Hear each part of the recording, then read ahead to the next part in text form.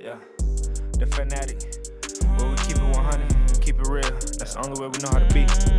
Talking that sports talk. You know what I'm saying? Straight out of South Carolina. Upstate, A64. Yeah. TFANATTIC. The fanatic where we keep it OG. We talking sports, so I call what. Welcome into the Fanatic Sports Channel for sports fans, by sports fan. It's your boy, Coach I. And you know I got the stat guy with me. What's going on, stat guy? What's going on, Coach? Hey, Doing a little man. Spurs up action in, getting a little Spurs up. You know what I'm saying? Hey, it's that time, man. The Texas A&M versus South Carolina is the game that we'll be previewing on this video, man. South Carolina had the weekend off. How'd it feel? Hey, man, it was great just to sit back on the couch and enjoy a great weekend of college football. And there was some doozies of some games for us, so it was definitely good. Also, I think having the bye week after the big emotional win at Kentucky, who's definitely had our number over the last 8 years. Beamer and Stoops got a little something brewing. So after that kind of emotional win and how that went, I definitely think it was good to be able to have a bye week, settle back down, get back to fundamentals, get ready to go to work. This is a huge game for South Carolina and things that could happen this year for us. That's right. Texas A&M had the weekend off as well. They've had some injuries that stockpiling on them. They haven't haven't lived up to, the preseason hype. Some of that is because of injuries. Some of that is because they just don't look that well. They are 3 losses in the season. 2 of those SEC losses, I think, if I'm not mistaken. You got the Appalachian State, Mississippi State, and Alabama. This game is critical for both teams. Just a little recap this weekend. Not much, like I say. Both teams had the weekend off. Jeff, you have a stat that you've been telling us since this summer about the Gamecocks when they come off a bye week. Yeah, so South Carolina since 2009 is 15-3, coming off of bye weeks. Unfortunately, those 3 losses have come at the hand of Texas A&M twice and Clemson once, but still 15-3, coming off of bye weeks since 2009. I called this as a victory for us when we did the South Carolina season preview back before the season because we'd be coming off the bye week. So we'll see where we stand now after we're in the season and we've seen some things change. Yeah, both teams had ample time to look up each other. So let's get into it, man. That Texas A&M offense, man, again, riddled with injuries. Max Johnson out for the season. Anais Williams out for the season. A-Chain trying to hold together pretty much to me, in my mind, by himself. I mean, Evan Stewart's here and there. I kind of on social media, back in the summer was going, having some debates with some of the Texas A&M fans, man. And I was like, look, A-Chain is great. He's a great running back, but it's different when you got Spiller and A-Chain as opposed to just A-Chain. That's a lot of production to replace. And at the time, and, it's looking like I didn't think they had another running back that could, do what Spiller did. So A-Chain's having to carry that load by himself. He's been dynamic. But this is going up against the South Carolina defense. They're kind of here and there as well. I mean, you guys had some injuries at the beginning of the season. Now it's looking like you guys are kind of fully healthy. What you thinking about your chances of slowing down, or not slowing down, but, coming up big against the Texas A&M offense? Yeah, I mean, the big thing is, Texas A&M's offense has been abysmal. And, you talked about the injuries and everything, the different quarterbacks, but don't get it twisted. Haynes King was who they wanted to start coming back from the injury. They went and got Max Johnson. 5-star. Haynes King. Yeah. So he went down, back to Haynes King, just hasn't had it. He's hurt. It's still up in the air whether he's going to play or not. We might be seeing a true freshman, 5-star, Connor Wayman. Hasn't taken a single college snap yet. And this is a 7:30 game under the brand new lights of Willie B, which I promise you'll be rocking. But, I mean, their offense has just been horrible. I mean, you're talking about 21.5 points a game. You're talking about 213 yards through the air, only 119 on the ground, only averaging 330 for the year a game. I mean, that's just horrible number. And South Carolina's defense has had its issues with stopping the run some this year. They've given up some big plays, but they played great defense against Kentucky. And I think coming into the year, we were definitely excited about our front four. There's some real leadership, even within our front seven, of guys that have been there a while. I wish it would have taken 6 weeks for them to kind of put these pieces together. I think when you have that kind of leadership of guys that have been there a long time in the program, you expect them to get off the bus rolling week one. But the Zach Pickens and the Jordan Birches of the world are starting to step up and make the plays that you expected them to make coming out of the gate. We're definitely getting stronger on defense as the year progresses. Be excited about where we're going to go and what we can potentially do defensively in this game. Yeah, and you guys showed against Kentucky. You smell blood in the water when it's a backup or a new quarterback. So if Haynes King can't go and Connor Wayman's in there, you got a 5-star not taking the snaps. Kentucky quarterback at that time hadn't taken but like 2 or 3 snaps or passes or whatever. So like I say, it took them a while. It looked like you gelling a little bit. This is a huge game again. Like I say, for both teams, I think this is one of those things where if Texas A&M can win, maybe they can, get on the path to trying to salvage the season. I mean, they got this stigma about losing 4 games every year outside of the COVID year, like going back, way back, to the early 2000s, always losing like at least 4 games or something. And on South Carolina side, man, you're in the Shane Beamer new era. You're looking for that signature win. It could have been Kentucky, but I think this will be a good win because this will put you guys on the path to something that you predicted in the offseason, that 8-4. Even though it was your floor, you still put it out there.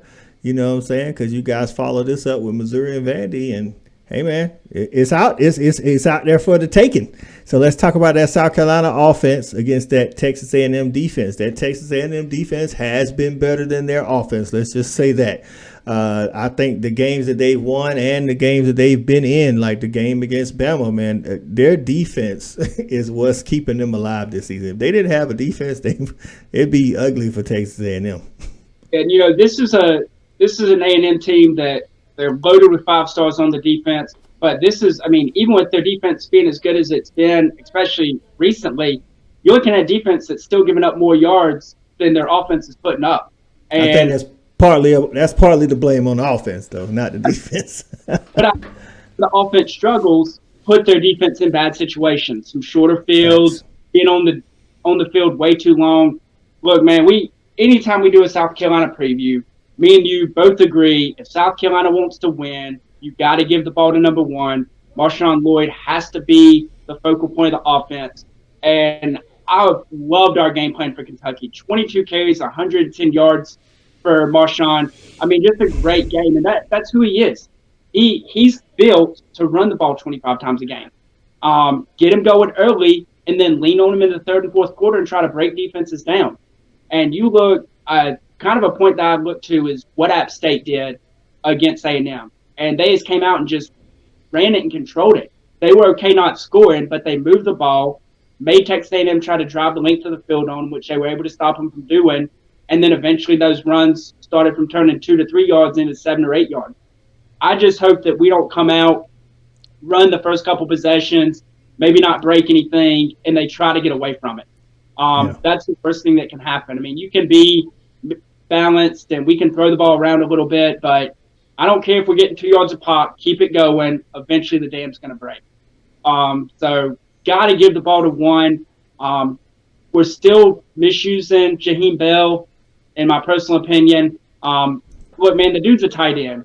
He's not Deebo Samuel. He's not going to be Deebo Samuel. Quit trying this nonsense with him. He's not even Brock Bowers. We're trying these reverses. Not even close. And ESPN and the SEC Network bring it up on all of our coverage. Oh, man, their goal for him is to be a Brock Bowers type. That's not who he is. He's a good physical tight end that has good hands. He catches it. Use him as how he is, and let's be successful. We have the talent on the outside. You're talking about if we're trying to replace somebody as Deebo, honestly, it's probably Juice Wells, the transfer we got in from James Madison. The kid's an absolute burner. He makes guys miss. You use that guy in that role, but we'll see. I definitely, as the season's going on, we're seeing a little bit more from the offense. Every week they say they're closer and closer. So maybe this is the week that it finally clicks and we see what this offense can truly be. Yeah, man. I mean, you said it. You said a mouthful, and it was all true. I've been saying that, but since you first told me I was going to use Jaheim Bell that way, I'm like, y'all, you can't replicate a Debo with a Jaheim, Bell. That's just not what's going to happen. He's not twitchy enough like Debo. Debo can run you over, make you miss in the phone booth, all of that good jazz. You guys got offensive weapons. That's what's so just mysterious, or that's what's just so befuddling, I should say, about South Carolina. Like, you named all the weapons, and you got Josh. Listen, man, if you guys run some 12 personnel, if you got Stogner, you got Jaheim Bell. That's your two tight ends. You got Marshawn Lloyd in the backfield. Stop trying to take carries away from him. Then you got Juice Wells, and Josh Van on the outside. I don't think Josh Van has been targeted nearly enough this year after having, I ain't going to say it was a breakout year last year, but he definitely had a good year last year. Like, those are the weapons. If you run those formations with the 12 personnel, that'll make defenses, especially like a Texas A&M's defense, who's pretty decent against the run, not focus on the run because you got all the weapons on the outside. But, you guys run Bell like a fullback or something. I don't know what's going on with that. Hey, Josh Van is the guy. I feel horrible for him. He had a career year last year and debated going to the NFL, decided to come back, and we have not done him any justice in doing that. No. He's not getting targets. He's kind of being misused as well. And so we're just kind of in this low right now. But, I mean, you've mentioned it. I've mentioned it. We have weapons. Our offense has the capability to scare anybody that lines up across us. It's, can we put an offensive game plan together to go out and produce that? Yeah. So on to the predictions, man. Tell us what the spread is and the over-under in this game, man. It's down in Columbia in Willie B. This is a night game, correct? Yeah, so this is the 7:30 kickoff. We'll probably see the ball leave the foot probably about 7:37, 7:45, somewhere in there. Texas A&M is favored by 3 coming into Soda City. We're getting no love, being disrespected, of course. And the over-under is actually going to be 45.5. And it was funny, I called this over-under without even looking it up, just figuring who the teams were. I kind of figured out where they were going to be with it. So that was kind of cool that guessed that on the head. But it's going to be a good game. So I did bring up the coming off a bye week thing. The other thing, South Carolina is 0-8 all time against Texas A&M. They've never beat them. Hopefully that's not brought up in a pregame speech. Don't do it. Don't do it. Don't talk about it. Don't talk about it. Just go out there and make it happen. Hearing the post-game interview from Beamer after the Kentucky game, they didn't bring up the stuff from SEC Media Days until after they got the win. You want to bring it up after you're back in the locker room celebrating a W, then bring up the fact that this was our first win over A&M. Yeah. So what you liking it? Who you taking? To the point spread, I can understand it in the point of view from that you guys haven't beat Texas A&M. I think that's why they're a favorite. If you go by how both of you guys have played, it should be a pick 'em. So, I mean, 3. What did you say? It was 3 points. Yeah, 3 for A&M. I mean, three. Normally you get 3 at the house, so let's say 3. That's like saying that A&M 6 points better than you guys. I don't know about that. I think it's gonna be a close game, and I think South Carolina has the tools to win. I think, especially if A&M rolls in there with a true freshman quarterback, I think you guys can disguise some coverages maybe and confuse them, have some turnovers. You've been playing Beamer ball. You definitely lead the SEC. I don't know where you rank in the nation, but you definitely lead the SEC in block punts. So some of that may show up.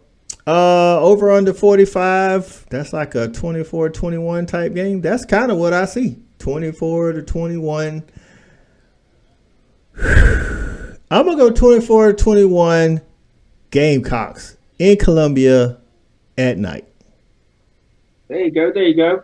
So you're right. We actually do lead the nation. We have 5 block punts on the year, just shy of 1 a game.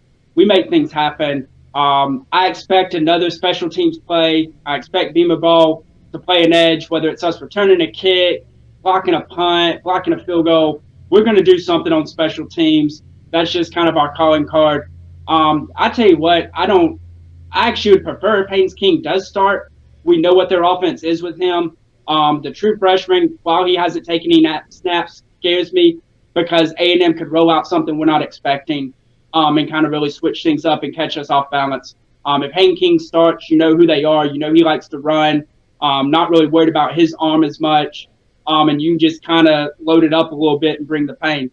As far as this game, look, I said 8-4 was the floor preseason, had us winning this game preseason, saying all along, you don't beat us coming off a bye week, even though A&M has done it twice already. But this is the year the 0-8 ends, the bye week struggles against A&M ends. This Texas A&M team is not good. They shouldn't have been preseason ranked what they were.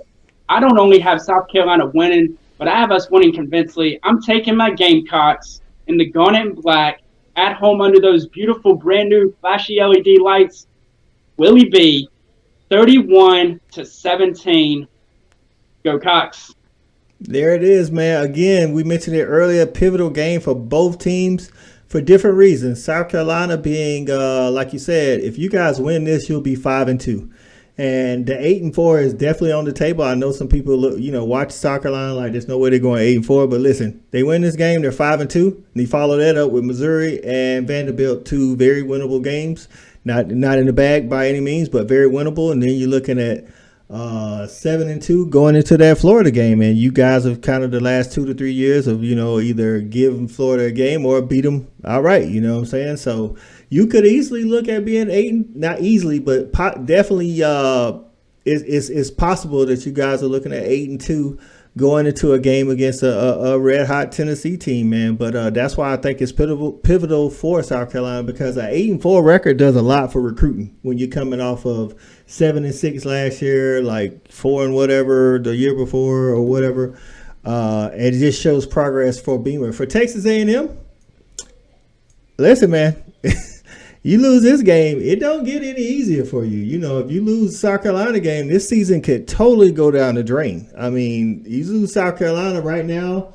What are they, 3-3? Lose to South Carolina, now you're 3-4, and then you back that up with an Ole Miss game. And then, Florida Gators. I mean, Florida Gators aren't world beaters, but right now, hey, they look about as good as Texas A&M, if not better. And then you got at Auburn. Then you got a game against UMass, and then follow that up with LSU. Outside of the Minutemen of UMass, those could all be losses, and that wouldn't be good for Jimbo. I know they paid Jimbo a ton of money, but Texas A&M still has a ton of money. And I'm not saying he's going to get fired or anything, but he's definitely going to have to answer some uncomfortable questions with those. I'm not even talking about the recruiting class from last year. He's been top 10 3 of the last 4 years, not counting 2022. So Jimbo, it's time to listen, I know you had some injuries, but all these recruits, that's what you got them for, so you can have some depth. It's time to show what you can do in Columbia this Saturday, 7:30. I was going to say, I'll add one more thing. My prediction, my X factor for this game, I mentioned was Marshawn Lloyd. I think he's going to have a career game. I have him going over $150 this game.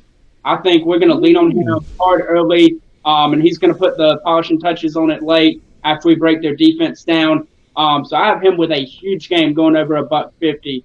And, man, there's going to be 80,000 of my closest friends. We are going to be rocking Soda City all night long, baby.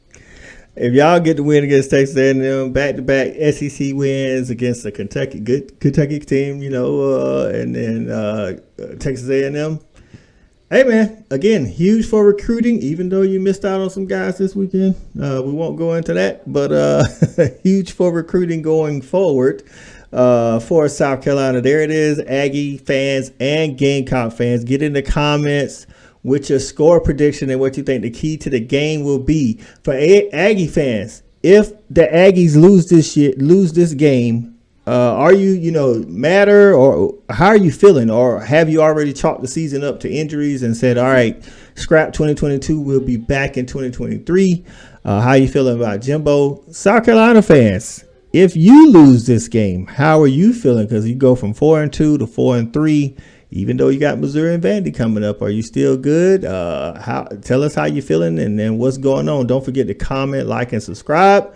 For Stat Guy, the delusional South Carolina fan, and Coach this is Fanatic. We are out. We got it jumping like it's that valley. I call my dogs out the pound, let's go eat. Turn on the Fanatic, let's have a debate. Who really hold down the Southeast from state to state? What team hungry gonna eat everything up off their plate?